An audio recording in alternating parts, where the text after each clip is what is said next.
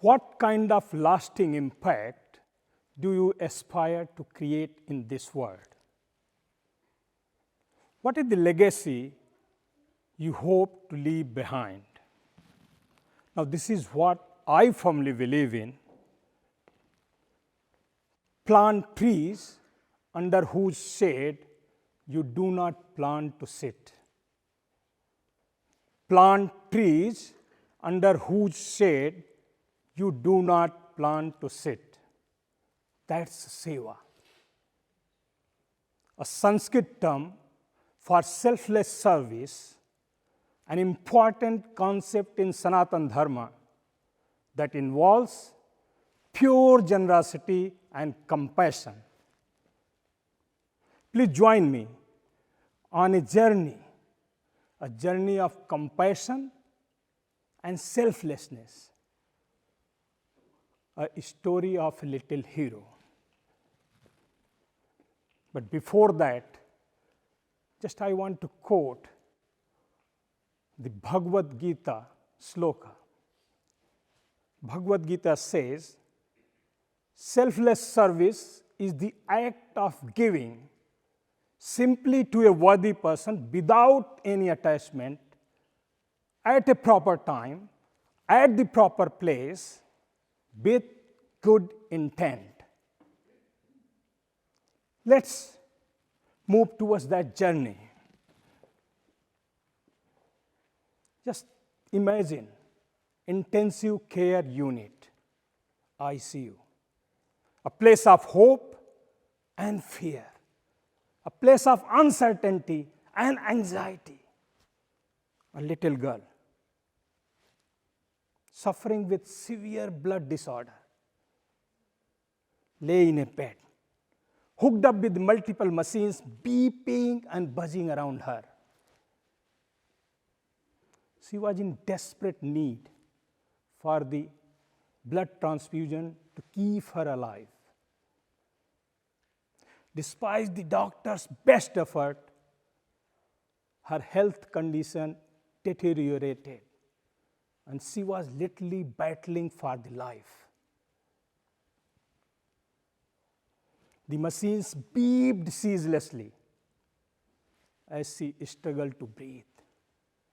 Her tiny chest rising and falling, rising and falling with every single breath. And she was battling for her own life. The minutes turned into hours, and her conditions continued to worsen. The parents held each other tight, the tears streaming down their faces as they watched their beloved girl literally losing the life. The clock ticked on, and family's hope began to fade.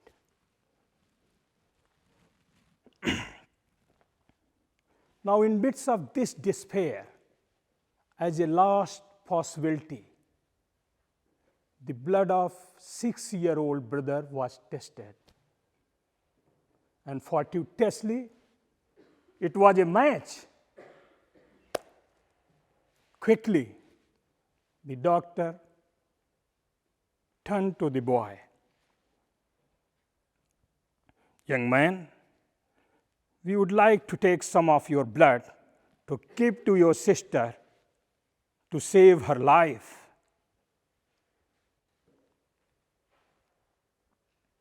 Doctor, can I get a bit of time to think about it? Sure. And boy moved towards the corner of that ICU room. After thinking short while, he came back.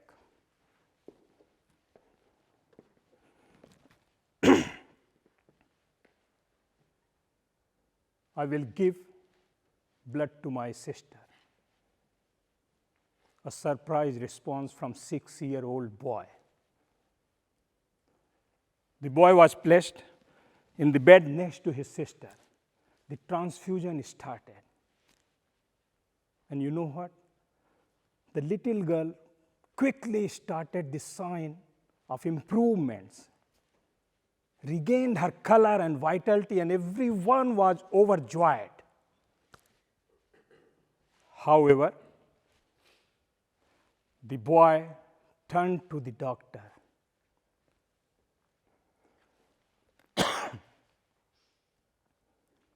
Doctor, how long will it be before I die? That was the word. The boy believed that by giving the blood to the sister meant giving up his own life. But still, he did it. Now, when was the last time that you were truly selfless, putting the needs of others above our own? When was the last time that you lived your life the meaningful life? Service is the supreme goal of life. It leads to a purposeful life, and it helps both ourselves and the person we help. Actually, when we help others, it activates the pleasure center of our brain. It generates the happiness, boosts our confidence, fosters the gratitude, and the most important, it diminishes the negative emotions.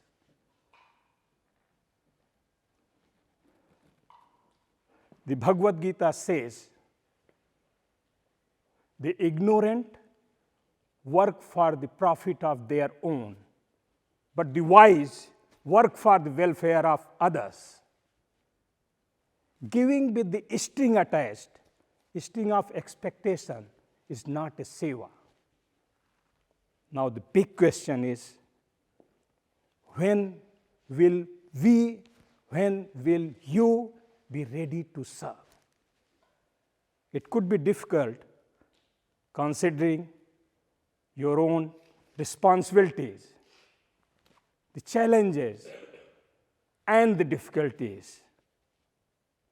But I have good news for you. And you know what? You don't have to serve. You don't have to give. Let's park this thought for a while, and I would like to take you on another journey, a journey with empathy and inspiration. Story of Sindhutai Sapkal, an Indian social worker.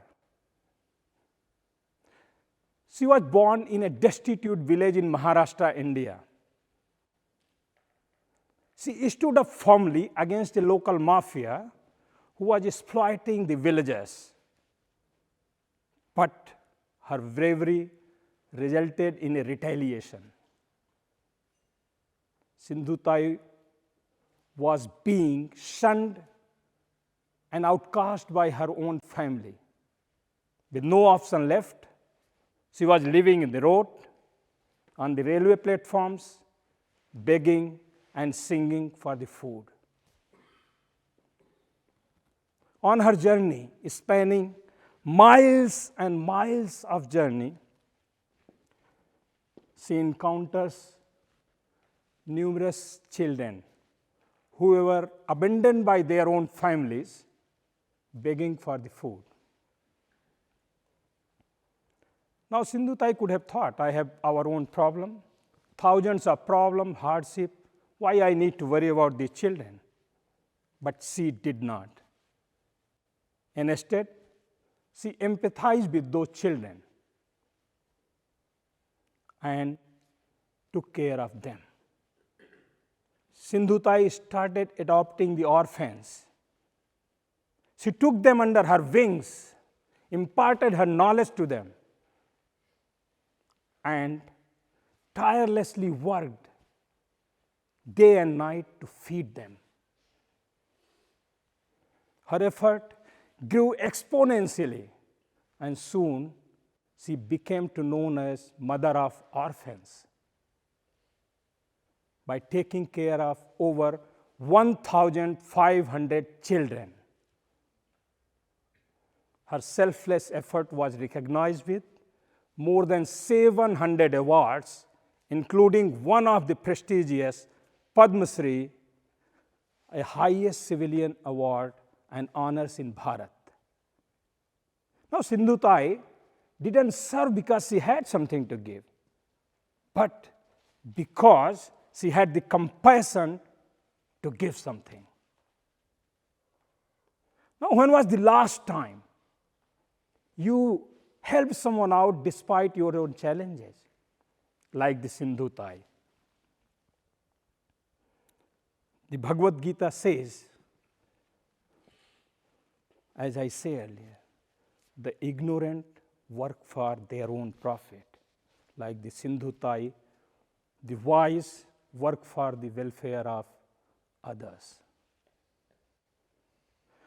Now, when a child, 6-year-old boy, can be brave enough to lay his life down for his sister, an impoverished woman like Sindhutai can take the orphans under her wing despite own challenges and the hardship, then what is stopping us?